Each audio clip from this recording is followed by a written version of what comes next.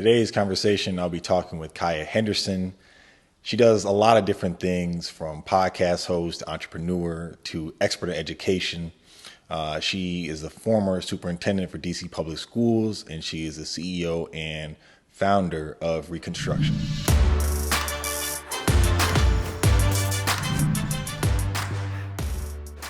Thanks so much for being here with us today, Kaya. Thanks for having me, Harrison. I'm excited to be here. I know it's Teacher Appreciation Week, so I can't think of a more perfect guest to have today with us than you. You're an educator, a thought leader, a powerful speaker, and entrepreneur. Education is extremely important to me, and I'm really interested in education policy, so I'm excited for this conversation. You taught and worked for Teach for America, the New Teacher Project, and for 6 years, you were chancellor of the DC Public Schools. By all definitions, you're an expert in education. I want to ask you a simple question, but I think simple questions can often be the hardest. What makes a great school? And maybe more importantly, what makes a great teacher? I think it is a simple question with a very complex answer. I think the first thing that makes a great teacher, a great school, or anything dealing with kids is love. Cornel West says you can't, he says, you can't serve the people if you don't love the people. And I think that is really, really important, especially when I think about African American kids that look like me. Having teachers who love you mean that they are going to hold you to very high expectations. It means that they're going to challenge you and teach you how to think. If people love you, it means that they will both motivate you and inspire you, but they will also discipline you to make sure that you have firm structures and values in place. And I think far too often we think about teaching as a job where we're just trying to move kids' test scores or graduate them from high school or college, as opposed to really thinking about how we equip young people to be productive people, not productive workers, not productive whatever people. One of the things that I used to say to my staff at DCPS all the time is, what would you do for your child? Well, then that's what we're going to do for the 50,000 children that we serve at DC Public Schools. If you wouldn't give your child worksheets and, boring stuff, then we're not going to give these kids boring stuff. We're going to give them art and music and PE and foreign language, and they're going to be digital natives, and they're going to see lots of job opportunities. They're going to go on field trips. They're going to, have internships, and because that's what I would do for my children. And so the children who I was serving, that's how we made decisions. And I think that ultimately is all built on a foundation of love. So my long answer to your short question is love makes a great teacher.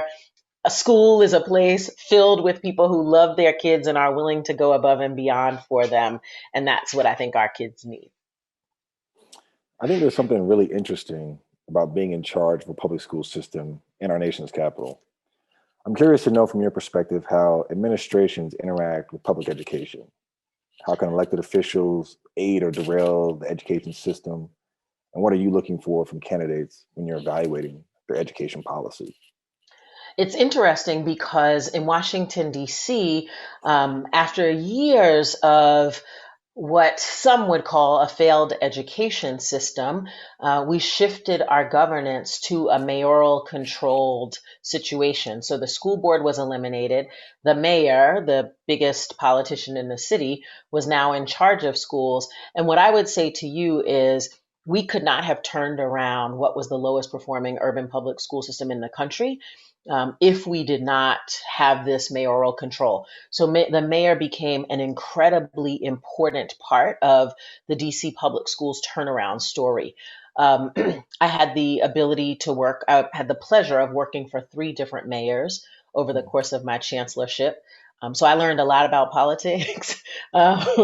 We also had a very active city council. So all of our city council members who were elected officials, they had oversight authority over the public schools. And so I learned to work deeply with them because we're in Washington, D.C. The Department of Education is right down the street. And so we interacted a lot with federal folks. And even though D.C. is not technically a state, we have a state education agency. And so I worked with officials there. And what I would say is, politicians have to have a very clear view of what they want accomplished. I think we've seen mayors, governors, state superintendents who didn't have a clear vision for what education looked like in their state or their locality. And we saw lots of mess. We've also seen when people have a clear vision, they bring when politicians have a clear vision, elected officials, they bring people together and get people engaged in that vision. And in fact, things move forward tremendously. We were able to harness, the mayor was able to direct all of the city agencies to support the work that we did at DC Public Schools. I say all the time, schools can't do it alone. And so it's helpful when I'm able to rely on, the Department of Health to help with nursing or behavioral services, or the buildings group to help maintain our buildings. That allows me to concentrate on teaching and learning. And so we were able to work deeply with elected officials who had a clear vision for what education was going to look like in Washington and bring that to fruition. I think the other thing that I really that's important for politicians to understand is while they might have a vision of where they want to go, educators and community members are experts in how to get there. And so I would say all the time, you tell me the destination that you want us to get to, my team and I, partnering with the community, we will map out the plan to get there, right? And so how I think about it, I'll tell you, it's a football analogy, although I guess it could be a basketball analogy too, right? Like you have the owners of the team, right? And they sit up high in the fancy boxes. They give you enough money. They give you whatever policies. They create the conditions for the game to be played, right? Absolutely. Superintendent, I'm the coach. I'm on the court. I'm picking my players. I'm hiring my staff. I'm running my plays. I am responsible for what happens. I know our shared goal is to win the game, right? Win games, win championships, win whatever. And so each of us has a different role to play. The owner is not picking my players. The owner is not running plays. I'm doing that. And so once we have that clear understanding, I'm going to bring home the wins. I will bring you trophies. You can put them all on your thing, right? As long as you understand your job and I understand my job. And I think sometimes elected officials, get that a little confused, but that's the metaphor that I always use. So I know a lot of times, we talk about the negatives of the schooling education system, but what are some things that the American school system is getting right? That's an interesting question. I think that the American education system is in transition because I don't think we have an agreed upon understanding of what the purpose of education is. So, a long time ago, 100 years ago, when we started schooling kids publicly, it was to create great workers, right? And that was based on an agrarian economy, which is why our calendar is the way it is. And, you know, we were creating factory workers for the most part. Now, I think the world that we live in requires kids to do more than be able to move things across an assembly line. It requires critical thinking. It requires kids who are confident in their identity. It requires kids who know how to interact personally with lots of different kinds of people. It's not just about reading, writing, and arithmetic anymore. And so I think what you see all across the country is schools and school systems that do a very good job of providing academic supports for some kids. I think we struggle with providing a good academic education for all kids. I think we see in some places amazing new ways of thinking about schooling. Well, the pandemic has opened up lots of opportunities for us to rethink the role that technology plays in education. Um, and at the same time, I think we're reckoning with the fact that in order to take advantage of these new technologies, every kid has got to have a computer. Every kid has got to have access to Wi-Fi. Every kid has the tools that we need to do school are different. And I think we're running a little behind the curve in terms of the evolution of the American school system. We got to run faster and harder. I think the best entrepreneurs and creators see a gap in the industry and find a way to fill it. It seems like this is what your goal was with your startup, Reconstruction. Can you talk to me about the early conversations you had with your co-founder, Roland Fryer, and what you dreamt Reconstruction could be? That's a great, that's absolutely exactly what happened, right? We saw some holes and we decided to fill them. So one, when I was at DC Public Schools, we created a curriculum. There was no curriculum across the board in the district, which is a travesty. And so we spent 3 years developing a curriculum that would be both rigorous and joyful for kids, that would show kids what we call windows and mirrors. So they would see other communities, but they would also see themselves in the curriculum. And I watched what happened when kids saw people who look like them, when kids saw their communities, their history as part of their learning experience. They just glommed onto it and engaged deeply. And, we saw student success that way. I couldn't do enough of it, right? Because schools are 180 days, 7.5 hours a day. I could not give kids enough of this culturally relevant and identity affirming curriculum. And I had always dreamed, I had friends who went to Hebrew school or friends who went to Korean school on Saturdays. And I always dreamt about what that might look like for Black kids. What would a Saturday academy look like for Black kids if we were teaching our own history, our own culture? If we were building strong children so that we didn't have to fix broken men, as Frederick Douglass says.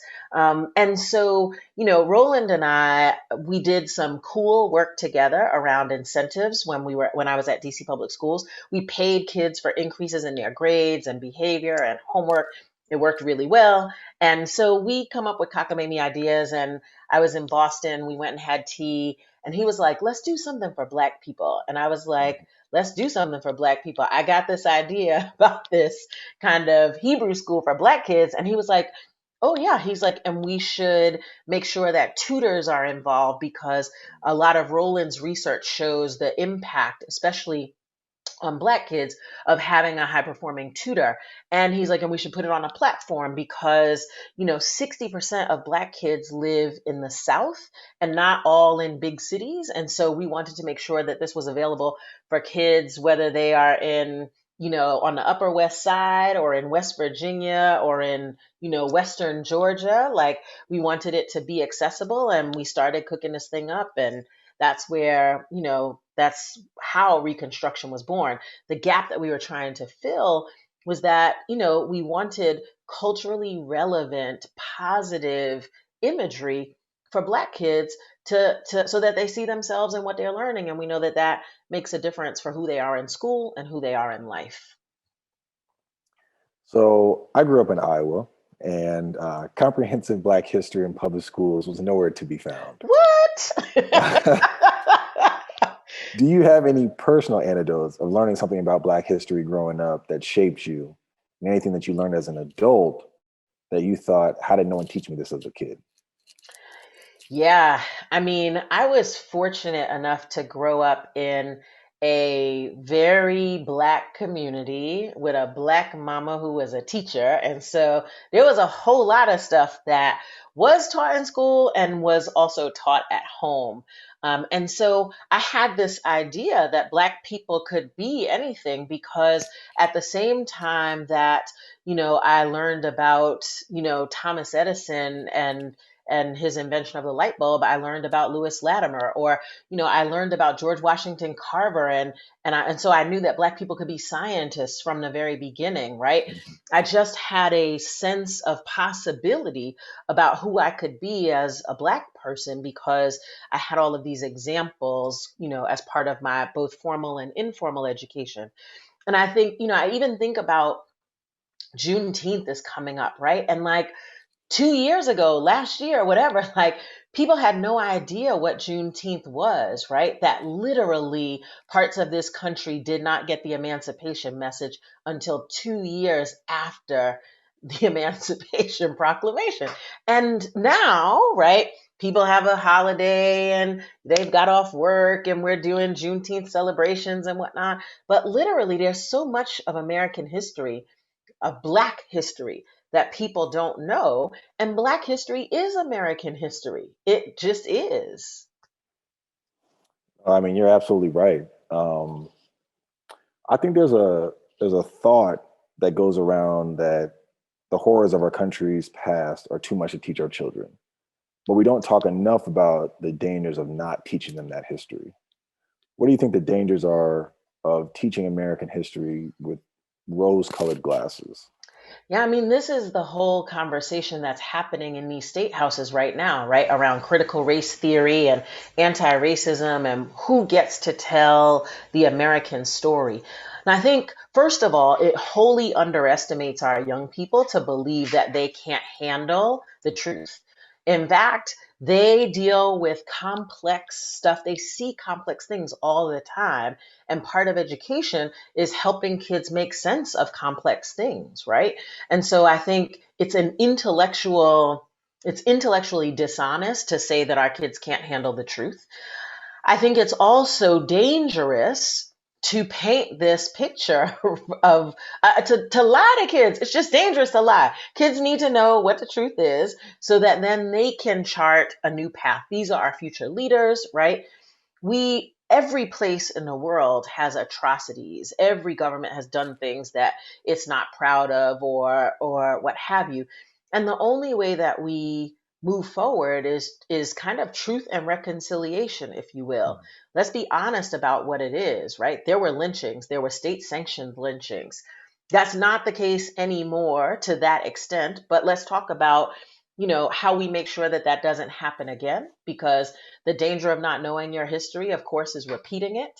I think if we want to build a better America, then we've got to tell the truth. We've got to equip kids to have conversations about the hard stuff so that they can figure out how we make a better future together.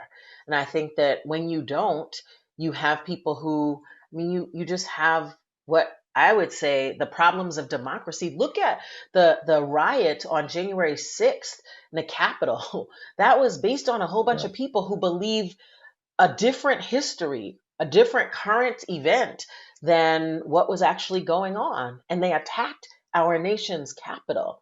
That's the danger of teaching history through rose colored glasses and not confronting the realities of America's, story. No, I definitely agree with that. And I wish I had a program like Reconstruction when I was growing up. And I definitely plan to share it, with all the kids that I work with and my family, and tell people to go out and support this project. I think it's essential. Yeah. Thank you. I mean, what we are trying to do is, whether you're a parent who wants to make sure that your kid gets exposed to a positive history about Black, and we're not sugarcoating. We are, clear about what's good and bad in Black history. But it's important for kids to see themselves. And so as a parent, you can go onto our website and buy a class.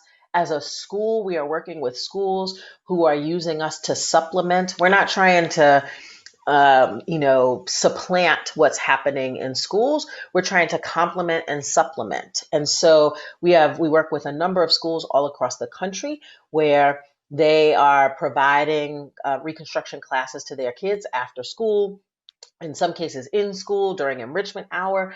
We work with churches and community-based organizations who are offering our program through their vacation Bible schools or in their after-school centers, right? Like, we Mm. just want to touch as many people as possible and help people of all stripes see what Black excellence looks like, see what Black love, Black resilience, Black joy looks like, to help people understand, to shift the narrative. So, for example, when we've been told all of our lives that we are lazy, that we are stupid, that we were enslaved because, of course, you enslave lazy and stupid people, it's a very different story than the story that, in Africa, our people built universities, kingdoms, civilizations, and we were forcibly removed and brought to a strange land Oh, and we figured out how to farm this strange land that was very different than the land that we came from. We brought our agricultural prowess to this country, and we built an industry on agriculture, right? Based Yep. on our knowledge, based on our hard work, right? Not lazy, our hard work. We, we designed cities, we started universities here with two hands tied behind our backs. We built our own banks. We, owned farmland. And that is a different, when you come from those people, you stand a little taller, you walk a little stronger, right? And you believe something different about yourself than if you're told that you're lazy and stupid and whatnot. And that's what we're trying to do at Reconstruction. And we want, as many people as possible to know that this is a resource for you to support your young people. Mhm. So shifting gears a little bit, you're a news contributor and a co-host on a popular podcast, Pod Save the People, that recently passed 200 episodes and has been on the air for more than 4 years. Can you tell me about the title of the podcast and what does Pod Save the People mean to you? So Pod Save the People actually is a podcast that my friend DeRay McKesson started. DeRay is an activist and a policymaker and is an educator amongst other things. And the idea around Pod Save the People is that there is information that we have to have in order to thrive and survive. And what we try to do on Pod Save the People is cover news that's important, especially to the Black community, but also to other communities that people may not be talking about or they might miss. And so we talk a lot. We talk a lot about police brutality. DeRay and Sam are experts in police brutality. They run Campaign Zero. Um, we talk about cultural things. We talk about environmental issues. We talk about science. We talk about schooling. We talk about, you name it, Black farmers, snow days, like whatever. We talk about it all, but we try to bring news that we think is important for people's self empowerment. We try to bring information so that people can make good choices because we believe that, in fact, like information can save the people. No, it definitely can. And I'm a big fan of the pod for sure. Um, Being so dialed into the news and the culture can be exhausting. But one of my favorite things about Black people is that we always find a way to have joy. I've been ending all of my interviews lately with this because I think it's such a powerful and important piece of our story. What brings you joy in your life right now? So I love to dance, and so I just bought myself some roller skates because Okay. this summer I'm a roller skate, right? I'm watching all of these videos of these people skating and dancing all over TikTok and Instagram, and I was like, just because I'm 50 doesn't mean I ain't still got it. Let me get out here. I bought myself some Okay. sparkly skates, and so I'm roller skating, and that is my like form of enjoyment right now. So that is making me happy.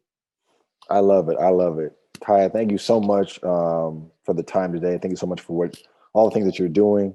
For people who want to follow you, stay tuned in on what you're doing, what's the best way that they can do that? Yeah, they can follow me on Twitter. I'm at Henderson Kaya, Kaya.